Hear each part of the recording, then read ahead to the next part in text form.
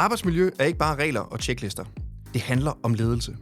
I januar 2026 lancerer A4 Medier Masterclass i arbejdsmiljøledelse i samarbejde med undervisere fra Syddansk Universitet.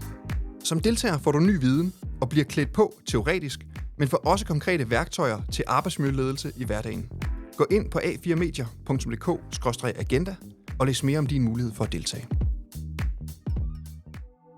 Døden på arbejde er blevet til i samarbejde med Socialpædagogerne.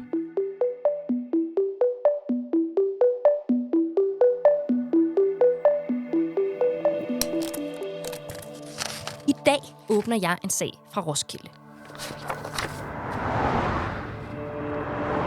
Det er den 27. marts 2025.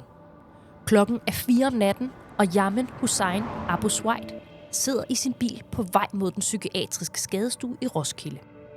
Med i sin minibus har han en 41-årig psykiatrisk patient. For som flextrafikchauffør lever han af at transportere mennesker, der har brug for hjælp til at komme fra A til B. Men turen bliver hans sidste køretur. Kort før de ankommer til hospitalet, stikker den 41-årige mand Yamen med en kniv. Han var alt mit liv. Han var min lillebror. Jeg savner ham hver dag. Yamens bror, Mohammed Abu Swaid, kan du møde senere i podcasten. Velkommen til A4 Mediers podcastserie Døden på arbejde.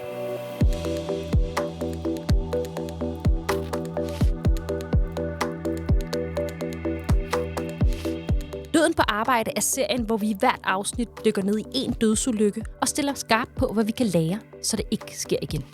Mit navn er Emma Bækskov. Jeg er redaktør på A4 Medier, og så er jeg vært på den her podcast. Lad os åbne sagen.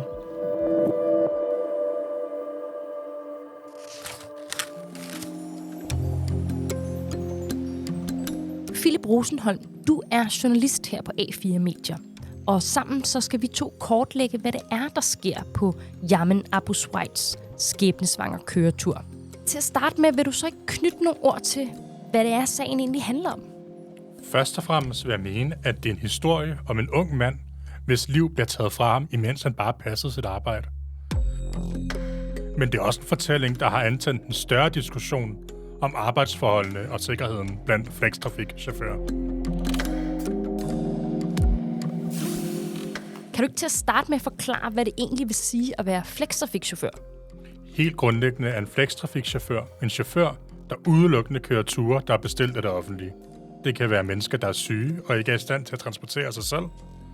Eller det kan være ældre mennesker, der skal til lægen. Det kan grundlæggende være alle mulige. Hvordan ser der ud i Yamens flexbus? Er der noget, der kan beskytte ham, hvis en passager for eksempel opfører sig truende? Nej, det er der ikke. Yamen kører i en helt almindelig hvid og orange minibus.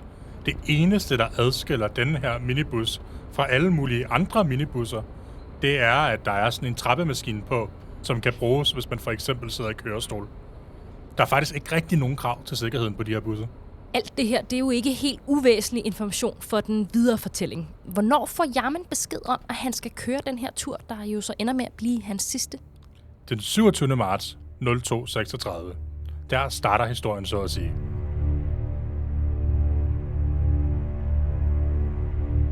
Der modtager Yamen Abu Swaid en notifikation på appen EcoFlex, hvor Movia sender ham de ture, han skal køre. Det er altså Movia, der udelukkende bestemmer, hvilke ture Yamen skal køre. Så Yamen sidder med sin mobiltelefon i hånden, og så får han en besked. Jeg har faktisk fået den notifikation, som Yamen modtog. Her står der, at han skal hente en 41-årig mand. Der står mandens adresse. Der står, at han ikke har behov for nogen fysiske hjælpemidler. Og så står der selvfølgelig, at han skal til psykiatrisk akutmodtagelse i Roskilde. Klokken 02:57 om natten er han fremme ved den 41-årige mands adresse.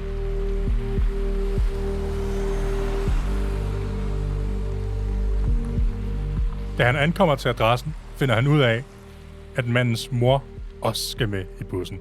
Så han finder reelt først ud af, at det er en psykiatrisk patient, han skal køre med, da han ankommer til den 41-mands adresse?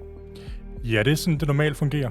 Men mindre det drejer sig om fysiske udfordringer, så ved flextrafikchaufførerne ikke, hvilke behov de mennesker, de skal køre med, har.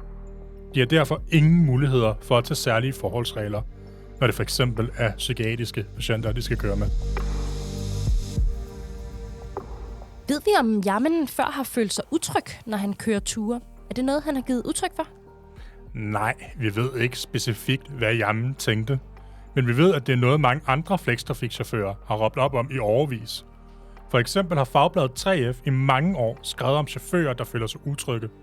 Særligt når de kører med borgere, der for eksempel er påvirket af stoffer eller er psykisk utilregnelige. Blandt andet interviewede fagbladet 3F en flextrafikchauffør efter drabet på Jamen, der helt simpelt sagde, at der var sket det, som de alle sammen havde frygtet i årevis. Nu når vi er ved flextrafikchauffører, så lad os lige få nogle flere ord på, hvem Yamen Abu Swaid var. Helt kort, så var Yamen statsløs palæstinenser, men opvokset i Syrien. Han kom til Danmark som bådflygtning i 2015. Der var han 18 år gammel. Da han kommer til Danmark, har han forskellige jobs. Blandt andet på en cementfabrik i Køge. Kort tid efter, i 2021, begynder han at køre flextrafik for sin storebrors selskab, Marias Taxi. Og Yamens storebror møder vi senere i podcasten. Men for nu, så lad os komme tilbage i Yamens minibus den aften i marts 2025. Han har hentet den 41-årige mand. Hvorfor skal den 41-årige mand hentes af flextrafik? Det kan vi faktisk svare ret præcis på. For tirsdag den 6. januar 2026 tog byretten i Roskilde sagen op. Og her fik vi en hel del detaljer om blandt andet den skæbnesvangre køretur.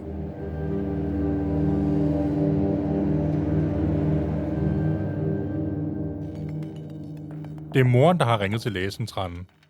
Og faktisk bliver lydoptagelsen af opkaldet afspillet i retten. Moren forklarer lægen, at hun er bange for sin søn. Hun tror, at han har fået en psykose, og forklarer, at han vælter rundt og er overbevist om, at han er i krig med russerne. Lægen beder om at tale med den 41-årige mand, der har svært ved at snakke. Alligevel får den 41-årige mand forklaret, at han har det dårligt og har angst. Derefter spørger lægen ham, om han kan blive hentet i en almindelig bil, i stedet for en ambulance. Det svarer den 41-årige mand, at han godt kan. Så lægen ringer efter flextrafik, der skal køre manden til den psykiatriske skadestue i Roskilde.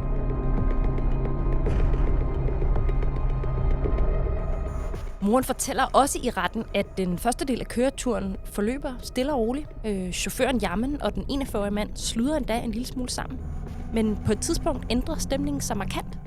Ja, moren fortæller, at da der ikke er særlig langt igen, så er det pludselig klik for den 41-årige mand, der er overbevist om, at Yamen ikke kører ham til den aftalte adresse. Både den 41-årige mand, hans mor og det retslægeråd, der efterfølgende har undersøgt ham, er jo alle sammen enige om, at manden har fået en form for psykose og har haft det i flere dage op til drabet. Han er simpelthen overbevist om, at russerne er ude efter ham. Ja, og der kan ikke være gået længe fra, at stemningen i bilen skiftede til, at den 41-årige mand stikker Yamen i halsen med en lille bitte grøn kniv, eller rettere en skalpel. Sådan en, man bruger til at fjerne ligtorne med. Han havde taget kniven med i bussen for at beskytte sin mor mod russerne. Ja, du kan eventuelt selv prøve at gå ind og google skalpel til ligtorne. Der er altså ikke tale om nogen særlig stor kniv. Nej, og derfor dør Yamen heller ikke lige med det samme.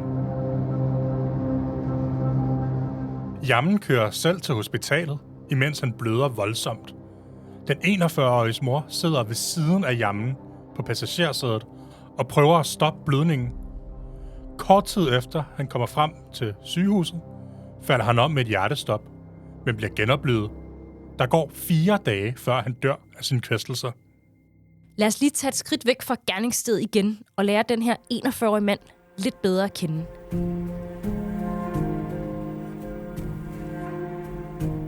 Du har jo allerede fortalt, at han får en form for psykotisk sammenbrud. Ved vi, om han har været voldelig før? Nej, det har han ikke. Den 41-årige mand har en alvorlig ADHD-diagnose og har i en periode selvmedicineret med kokain.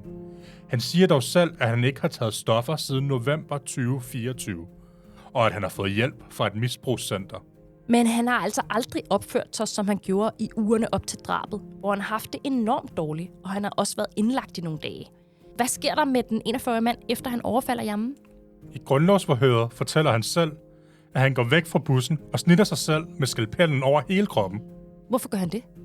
Han forklarer i retten, at han gjorde det, fordi han ikke vil leve mere, og så falder han om på gaden. Den 41-årige mand ender på sygehuset, hvor personalet ringer til politiet, Men før politiet når at ankomme, er manden stukket af. Det beskriver Midt- og Vestjyllands politi i en pressemeddelelse. Og så iværksætter politiet ellers det helt store eftersøgningsarbejde. Vi snakker hundepatruljer i hele det centrale Roskilde og hjælp fra forsvarets helikopter, der lyser Roskilde op i jagten på den forsvundne gerningsmand. De indstiller endda al togtrafikken fra Roskilde station. Det ved vi fra politiets egne pressemeddelelser. Og politiet de finder ham omkring klokken 5 om morgenen inde midt i Roskilde. Ja, politiet fanger ham lige efter, han har smadret en butiksrude ved Sankt Hansgade. Vi ved ikke, hvorfor han smadrer butiksruden, men politiet anholder ham kl. 05.07 uden den store dramatik. Så hele den her store menneskejagt, den slutter altså efter kun en time. Bliver han så fængslet efterfølgende? Allerede samme eftermiddag bliver han fremstillet i et grundlovsforhør. Her ankommer han i kørestol og med bandage på hele kroppen, efter de skader, han har påført sig selv. Han nægter sig skyldig i drabsforsøg, men erkender sig skyldig i grov vold. Og hvordan opfører han sig til det her grundlovsforhør? Er han stadigvæk psykotisk, eller er han faldet mere til ro? Han er meget følelsesmæssigt berørt og brænder flere gange sammen i gråd. Han siger, at han under flugten ønskede, at både han selv, hans mor og Jamen døde, men fortæller også, at han aldrig før har gjort noget lignende.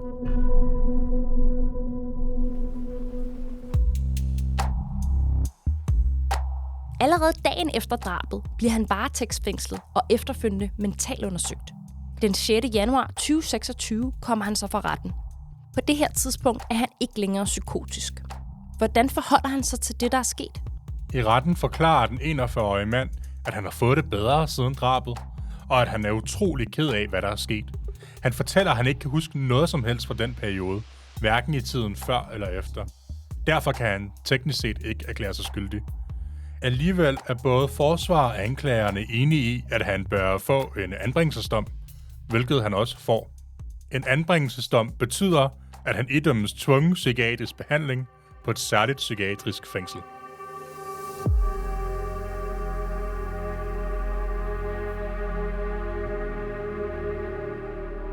Dødsulykken har udløst en debat om sikkerheden for flextrafikchauffører.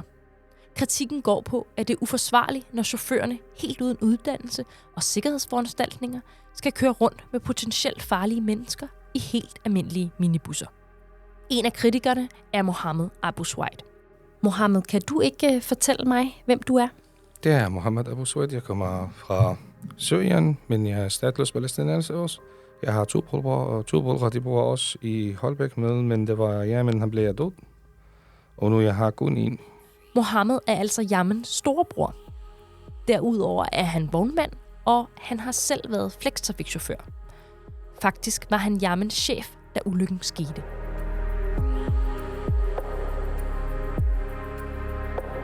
Mohammed, kan du ikke lige sætte nogle ord på din bror? Hvem var han? Han var alt mit liv. Han var min lillebror. Han kommer fra Syrien også. Jeg kommer i 2014, han kommer i 2015. Og han vælger Danmark, fordi jeg bor her. Og vi vil bare gerne blive som familien. De bor tæt på, efter hvad det skete i Syrien. Krig og alt. Han har haft en kone og barn. Han har 3 barn. 2 piger og 1 dreng.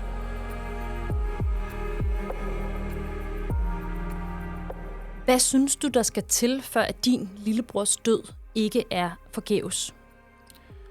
Jeg anbefaler alle chauffører, der arbejder med flextrafik, også alle vognmænd, at når de kommer sammen den tur fra psykiatrisk afdeling, at de aflyser ture og ikke kører med dem. Selvom du har sikkerhed som kamera, eller tryk på knappen, eller som glassikkerhed, det hjælper ikke noget. Hans opfordring er helt klar. Alle flextrafikchauffører bør omgående sige nej til at køre med psykiatriske patienter.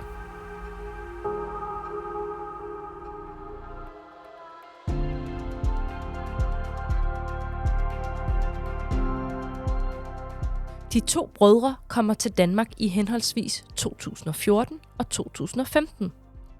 Nogle år senere, i 2021, begynder de at arbejde som flextrafikchauffører.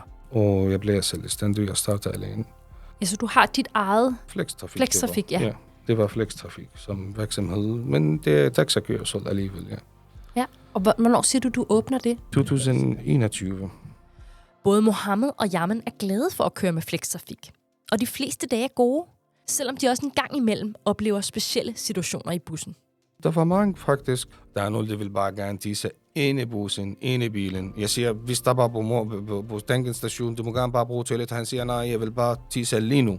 Så du kan ikke forstå dem, du kan ikke gøre noget med dem. Der er nogen, der bliver sure, det er på grund af, du kører ham til psykiatrisk afdeling. Han vil bare ikke køre der. Og det er meget forskelligt.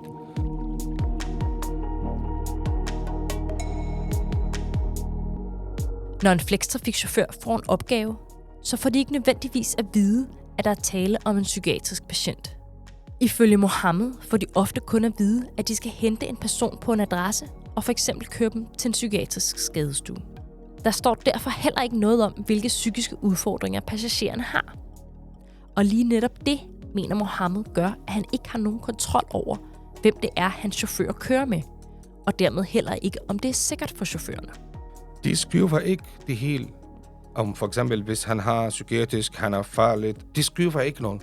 De skriver bare, kun hente ham og aflevere ham til psykiatrisk afdeling. De skriver ikke noget. Kun navn, adressen. Jeg synes, der er ikke noget sikkerhed i formen. Hvis chaufførerne afviser turene, så kan Movia give en bøde på op til 2.000 kroner. Det er alle turen. Hvis du siger nej, du får en bøde fra 1.000 til 2.000 kroner. Hvad synes du om det, at man får de her bøder? Jeg synes, at de skal bare ikke lave aftaler med psykiatrisk afdeling, Movia.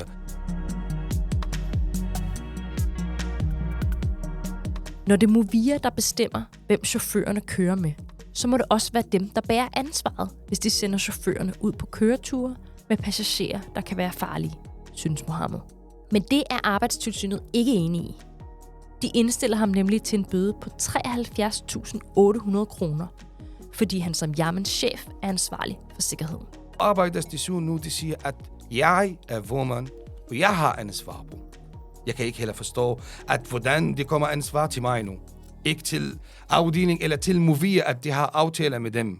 Tilsynet mener, at han har brudt arbejdsmiljøloven, fordi han ikke i tilstrækkelig grad har forebygget mod voldelige situationer. Det sker selvom, at tilsynet også skriver, at Mohammed faktisk har overholdt alle Movias krav til bilen og sikkerheden.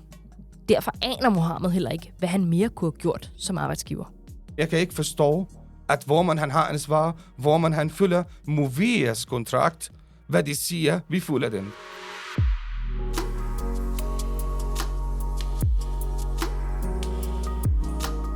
Siden sagen har Movia stillet krav om en nødklap og videoovervågning i bilerne. Det gør de for at imødekomme chaufførernes ønske om mere sikkerhed. Men det løser ingenting for chaufførerne, hvis du spørger Mohammed. Selvom det lægger kamera og knappen og sikkerhed samme glas, det hjælper ikke noget med psykiatrisk passagerer. Det skal bare være kun med politiet. Du mener ikke, der er nogle sikkerhedsforanstaltninger, der vil gøre det sikkert for jer? Overhovedet ikke. Ifølge Mohammed er det flextrafikchaufførens arbejde at holde øjnene på vejen. De er ikke uddannet til at køre med psykiatriske patienter. Det skal ikke være med Movia, eller med taxa, eller med nogen. Kun politiet. Kun politiet. Ja. Hvorfor er det, du kun synes, at det er politiet, der skal køre med de her psykiatriske patienter? Det er fordi, når jeg kører bilen, jeg skal ikke fokus på min kunde. Jeg skal fokus på vejen. Jeg har ikke kursus, at hvordan jeg skal gøre med dem. Men politiet, jeg tror, at de har kursus, hvis der sker konflikt eller noget. De kan finde ud af det. Ikke også? Det er politiet arbejde, det er ikke min arbejde. Jeg synes. I dag er Mohammed stoppet med at køre flextrafik, og han har ikke lyst til at gøre det igen. Jeg synes, det er farligt, når du skal arbejde med psykiatrisk afdeling. Og så jeg har ikke lyst at arbejde med dem mere. Overhovedet ikke. Jeg var mistet min lillebror. Han var alt mit liv. Jeg kan ikke glemme ham. Jeg savner ham hver dag.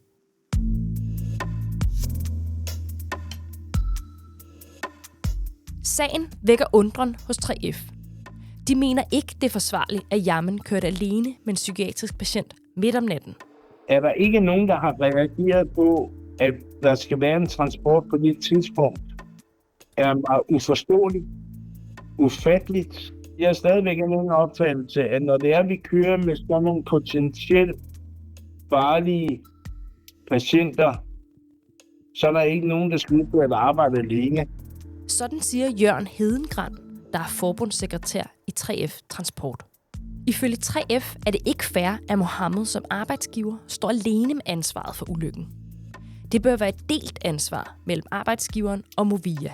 Som arbejdsgiver havde Mohammed nemlig et ansvar for, at arbejdet skulle udføres sikkerhedsmæssigt og sundhedsmæssigt forsvarligt. Men det var ikke muligt for ham, når det er Movia, der suverænt beslutter, hvem hans chauffør skal køre med, vurderer 3F. Vores professionelle vurdering er også, at udbyderne har et ansvar om at informere Mohammed om, hvad det er for nogle sikkerhedsudfordringer, der er på den pågældende tur. Så hvis Mohammed har fået en påtale eller lignende, så kunne udbydere sidestilles i den givne situation. Jørgen Hedengran peger på 3 ting, der kan gøre det mere sikkert at køre flextrafik i fremtiden. Videoovervågning og nødknap i bilerne bør være lovpligtigt for alle udbydere, og så skal chaufførerne generelt uddannes bedre. Hvis det er, man gør det sværere ved at komme ind i branchen, det kan man gøre ved at skrue på uddannelsesknappen, både for vognmænd og chauffører. Så får vi et højere niveau, uddannelsesniveau, og det betyder også, at man er mere parat og rutineret og erfaren i at håndtere konflikter og måske spotte konfliktsituationer, før de opstår.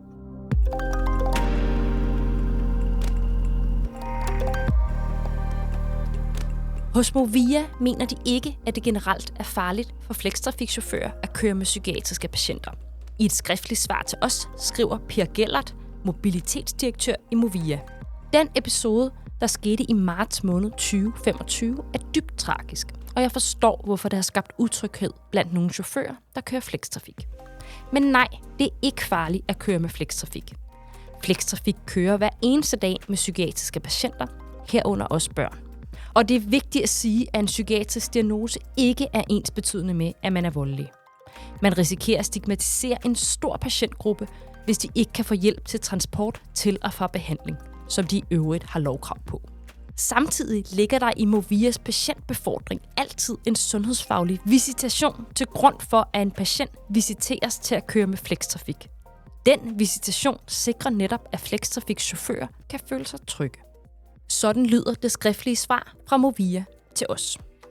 Samtidig nedsatte Movia umiddelbart efter Jammens død også et hurtigarbejdende udvalg, der skulle kigge på sikkerheden for flextrafikchaufførerne. Sammen med andre i branchen vil de komme med anbefalinger til, hvordan en fremtidig uddannelse kan se ud. Her slutter vi vores fortælling om Jammen. Tak fordi I lyttede med. Jeg hedder Emma Bæksgaard. Det er Philip Rosenholm, der har lavet researchen, og det er Eno Krog, der har produceret. Husk at følge serien her i din podcast-app, så er du nemlig klar næste gang, vi tager med døden på arbejde.